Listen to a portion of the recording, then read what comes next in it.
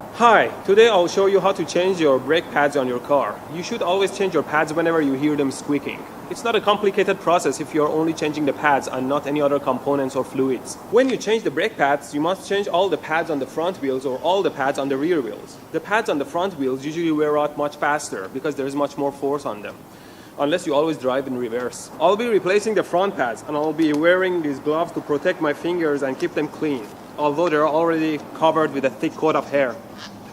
Replacing the pads starts with removing the tire, which everyone should know already. You use your jack to lift the car and remove the tire. I always keep one of these hydraulic jacks in my trunk. They are powerful, small and fast. Now it's time to loosen the nuts. No, I have to put the tire back on the ground before I can loosen the nut. There you go.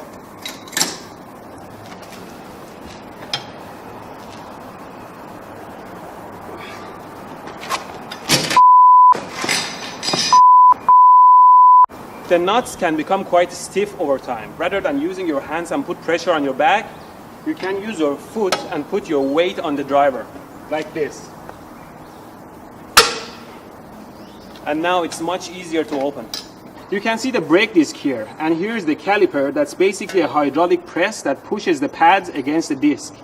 If you don't replace the pads early and the pads wear out, it will start grinding the brake disc and will ruin it, and you will have to fix it or replace it. We'll need to remove these two screws from behind the caliper to remove the caliper. These screws also get quite tight and need some good force to open.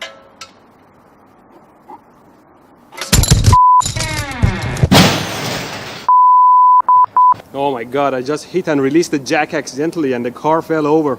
The wheel fell right on my shoe, but I was able to pull my foot out fast. Always make sure your jack is mounted safe and stable and secure before working on your car. If you need, add more stands under your car to make sure it doesn't fall over. After removing the caliper, first make sure you won't pull on the hydraulic hose, and then remove the brake pads. You can see how much the old pads are worn out compared to the new ones.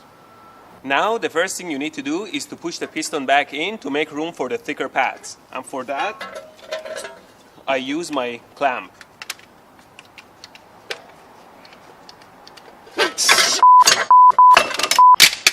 Never put your fingers in a clamp.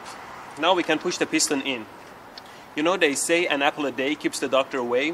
I highly doubt it. Now we can put the pads on both sides on. And then put the caliper back on. Tighten its nuts nice and tight. And put the tire back on and tighten the nuts. Now it's time to lower the jack. And then God said, "Let there be steel-toe shoes."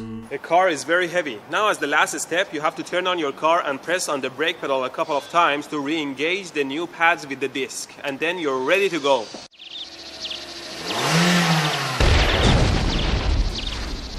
Never drink and drive, kids.